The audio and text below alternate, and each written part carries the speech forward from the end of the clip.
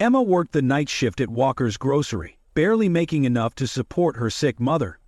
Her hands trembled from exhaustion as she counted the last dollars in her wallet, knowing her mother's medicine would cost more than she had. That evening, an elderly blind man entered the store, confused and overwhelmed. Despite being due to clock out, Emma spent 2 hours helping him shop, reading every label and describing its item with care. She missed her bus home and had to spend her last money on a taxi. 3 days later, while Emma worked another late shift, a man in an expensive suit walked into the store. He asked about the employee who had helped a blind customer shop that evening. Emma had no idea that missing her bus that night would change her life forever. Hi everyone, welcome to Mystic Tales. Today I'm excited to share a new story with you. The fluorescent lights of Walker's grocery buzzed softly as Emma stocked the shelves during her evening shift. Her shoulders ached from the long hours, but she kept working. The store was quiet, with only a few customers browsing the aisles. Emma pulled out her phone to check the time. 8:45 p.m. Just 15 minutes until her shift ended. She needed to catch the 9:15 bus home or wait another hour for the next one. Her phone showed a text from her mother. "Honey, the pharmacy called. My prescription is ready." Emma opened her wallet and counted the money again. $42. The prescription cost $65. She took a deep breath and texted back, "I will figure something out, Mom. Try to rest." The store's front door chimed. Emma looked up to see an elderly man standing there, his white cane tapping gently against the floor. He wore a neat gray sweater and carried a small shopping list in his hand. "Hello?" the man called out softly. "Is anyone there? I need some help." Emma walked over to him. "Good evening, sir. I'm Emma. How can I help you?" "Thank you, Emma. I'm Robert. My usual store is closed for renovation and I need to do my weekly shopping. Could you help me find some items?" Emma glanced at the clock. 8:50 p.m. Her shift was almost over, but something in Robert's gentle voice reminded her of her grandfather. "Of course I can help you, Robert. May I see your list?" Robert held out a piece of paper. "My daughter wrote it down for me." "I hope you can read her handwriting." Emma looked at the lengthy list. It would take at least an hour to help him find everything. Her bus would be long gone by then. "The list is very clear. Let's start with the fresh produce," Emma said, getting a shopping cart. She guided Robert through the store, describing each item before placing it in the cart. "These tomatoes are bright red and firm. Would you like to feel them?" Robert smiled, carefully touching the tomatoes. "Perfect. My daughter always tells me to check the firmness." As they moved through the aisles, Emma read every label carefully. "This soup is chicken noodle, low sodium. The can next to it is vegetable beef." "You're very patient, Emma. Most people rush through descriptions," Robert said. Emma thought about her own mother at home, how sometimes she needed help reading medicine labels when her eyes were tired. Everyone needs a little help sometimes. The minutes ticked by as Emma helped Robert select each item. She described colors, sizes, and prices, making sure he knew exactly what he was buying. Other customers came and went, but Emma stayed focused on helping Robert complete his shopping. By the time they reached the checkout counter, it was almost 10 p.m. Emma knew she had missed her bus, but seeing Robert's grateful smile made it worth it. "Thank you, Emma. You've been so kind," Robert said, as she helped him pack his groceries. Not many people would spend so much time helping a stranger. Emma carried his bags to the store entrance. "You have someone picking you up, Robert?" "Yes, my taxi should be here any minute. You've made this task so much easier for me." As Robert's taxi arrived, Emma realized she would need to call one too. There went the last of her money, but she couldn't leave her mother waiting another day for her medicine. The next morning, Emma sat at her small kitchen table, sipping lukewarm coffee. Her mother's cough echoed from the bedroom. The taxi fare last night had taken the last of her money. "Emma, did you get any sleep?" her mother called from her room. Emma walked to the doorway. "I'm fine, Mom. How are you feeling today?" Her mother sat up in bed, dark circles under her eyes. "The cough is worse. Did you manage to get the prescription?" "Not yet. I get paid tomorrow. I'll pick it up then, Emma said, trying to keep her voice steady. Her mother frowned. You look tired. Was work busy last night? I stayed late helping a customer. Just lost track of time. The phone rang. It was Mike, her supervisor at Walker's Grocery. Emma, can you come in early today? Lisa called in sick. Emma looked at her mother. She needed rest, but they needed the extra hours. What time do you need me? At 2 o'clock instead of 4. I know it's short notice. I'll add the extra hours to your paycheck. I'll be there, Mike. Thanks. Emma got ready for work, putting on her blue store uniform. The bus ride to Walker's Grocery was quiet. She thought about Robert, hoping he got home safely with his groceries. As soon as she was done, she looked around the neighborhood. The afternoon shift started slowly. Emma restocked shelves and helped customers find items. Her feet ached from standing, but she kept moving. Around 5 o'clock, Carol, the elderly cashier, called out to her. Emma, someone left this for you. Emma walked to the front counter. There was a small envelope with her name on it. Who left it? Emma asked. Carol shrugged. A man in a suit, very polite, said it was important. Emma opened the envelope. Inside was a business card for Anderson Financial Services and a handwritten note. Your kindness did not go unnoticed. Please visit our office tomorrow at 9 a.m. Transportation will be provided. What is it? Carol asked. Emma showed her the card. I don't understand. I've never heard of this company. Maybe it's about that customer you helped last night. Mike mentioned you stayed late. Emma tucked the card into her pocket. The rest of her shift she wondered about the mysterious note. It seemed strange, but something about it felt important. At closing time, Mike stopped her. Emma, about last night.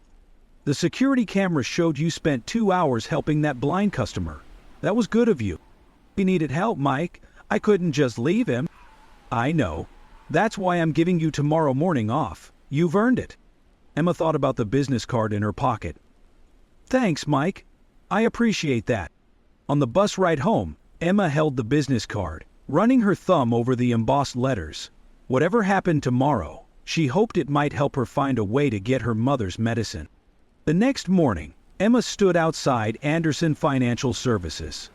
The building was tall but not imposing, its glass doors reflecting the early morning sun. Just as the note mentioned, a car service had arrived at her apartment precisely at 8:30 a.m. The receptionist looked up as Emma entered. Good morning. How may I help you? I'm Emma Chen. I received a card asking me to come here at 9. Yes, Miss Chen. Mr. Anderson is expecting you. Please take a seat. Emma sat in the quiet lobby, her hands folded in her lap. The clock on the wall showed 8:55 a.m. A tall man in a gray suit walked into the lobby. Emma recognized him from the store. He smiled warmly. Emma, thank you for coming. I'm James Anderson. Please follow me to my office. His office was simple but elegant. Family photos lined one wall. He gestured to a comfortable chair. You must be wondering why you're here, James said. Yes, sir, I am. James leaned forward slightly. The elderly gentleman you helped at the store 2 nights ago. That was my father, Robert. Emma's eyes widened. Oh, is he okay? He's more than okay. He called me that night, talking about the kind young woman who spent 2 hours helping him shop. He mentioned you missed your bus to help him. It wasn't a problem. He needed help. James nodded. What you don't know is that my father is a mystery shopper. He visits stores to evaluate their customer service. But his blindness is real. He lost his sight 5 years ago. Emma listened, trying to understand. I didn't know stores had blind mystery shoppers. They usually don't. My father started this program after losing his sight. He helps businesses understand how to better serve customers with disabilities. But that night, you went above and beyond anything we measure. Friends and people with significant obstacles. James pulled out a folder. Emma, we'd like to offer you a job. We need someone to train store employees on how to assist customers with disabilities. The position includes full health benefits, starting immediately. Emma's hands trembled slightly. Health benefits? Yes, full coverage for you and any dependent family members. The starting salary is $45,000 a year. Emma thought of her mother, of the medicine they couldn't afford. This seems unreal. It's very real. My father was impressed by your natural ability to help others. We've been looking for someone like you. The job requires kindness, patience, and understanding. You showed all of these qualities that night. Emma took a deep breath. My mother is sick. I need to check my schedule at the grocery store. Of course. Take time to think about it, but know that the position is yours if you want it. James handed her an official offer letter. We also have something else for you. He slid an envelope across the desk. Inside was a check. This is a signing bonus, enough to cover any immediate medical expenses you might have. Emma looked at the check, her vision blurring with tears. I don't know what to say. Say you'll consider the job. My father believes in giving opportunities to people who deserve them. Your kindness that night showed us exactly the kind of person you are. Emma sat in the pharmacy later that afternoon, waiting for her mother's prescription. The signing bonus check had already been deposited, clearing immediately due to Mr. Anderson's bank connection. The pharmacist smiled as she handed over the medicine. Your mother will feel much better with these, Emma, the pharmacist said. On the bus ride home, Emma held the job offer letter, reading it again carefully. The benefits package included everything her mother needed. Her phone buzzed with a text from Mike at Walker's Grocery. Hey, can you come in to talk before your shift today? No. Emma texted back, yes, I'll be there early. At home, her mother was sitting in her favorite chair, looking through old photo albums. Mom, I got your medicine, Emma said, placing the bag on the table. Her mother looked up. But I thought we had to wait until payday. Emma sat down beside her. Something happened. I need to tell you about last night. And this morning. Jack looked up at her. He told her mother about Robert, the missed bus, and the job offer. Her mother listened quietly, hands folded in her lap. This sounds like a wonderful opportunity, Emma, her mother said softly. But are you sure it's real? Emma showed her the official letter. Yes, Mom, I checked everything. The company is well known. They train businesses to better serve people with disabilities. What about Walker's Grocery? You've worked there 3 years. I'm going to talk to Mike before my shift. I need to give proper notice. Her mother reached for her hand. You've worked so hard, Emma. You deserve this chance. At Walker's Grocery, Mike was waiting in his small office. The fluorescent light flickered above his desk. Emma, about your extended break this morning. Mike began. Mike, I need to give my 2 weeks' notice, Emma said quietly. Mike leaned back in his chair. Does this have something to do with that customer from the other night? Emma explained about Robert being a mystery shopper and the job offer. Mike nodded slowly. We're going to miss you, Emma, but this is a great opportunity. You've earned it. Thank you for understanding, Mike. Would you be willing to train your replacement before you go? Of course. I want to make sure everything is handled properly. Mike stood up and offered his hand. You know, in 3 years, I've never had a single complaint about you. Not one. That's rare in retail. Emma felt tears forming. This store gave me a chance when I really needed it. Oh. And now you have a chance to help even more people. Don't feel bad about taking it. Walking to a regular register, Emma thought about how different her life would be in 2 weeks. Carol waved from the next register. Everything okay, Emma? Yes. Everything is finally okay. 1 month later, Emma stood in the training room of a local supermarket. 6 employees sat before her, taking notes as she demonstrated proper techniques for assisting customers with disabilities. Remember, always ask before helping. Every person has different needs, Emma explained. Let me show you the right way to guide someone who is visually impaired. And a familiar voice came from the doorway. Mind if I help with the demonstration? Emma turned to see Robert standing there, using his white cane. Her face brightened. Everyone, this is Robert. He's going to help us practice what we've learned today. The employees watched as Emma demonstrated proper techniques. Robert smiled as she explained each step clearly and patiently. After the training, Robert stayed behind. "You're a natural teacher, Emma. How are you liking the new job?" "Feels right. Like this is what I was meant to do," Emma said, gathering her materials. "How have you been?" "Good. James tells me your mother is doing better." Emma nodded. "The health insurance made such a difference. She's getting all the care she needs now. That reminds me, would you join me for coffee? There's something I'd like to discuss." At the small cafe next door, Robert sipped his coffee. "Emma, we're expanding our training program to more stores. James and I would like you to head the new division." Emma set down her cup carefully. "Really?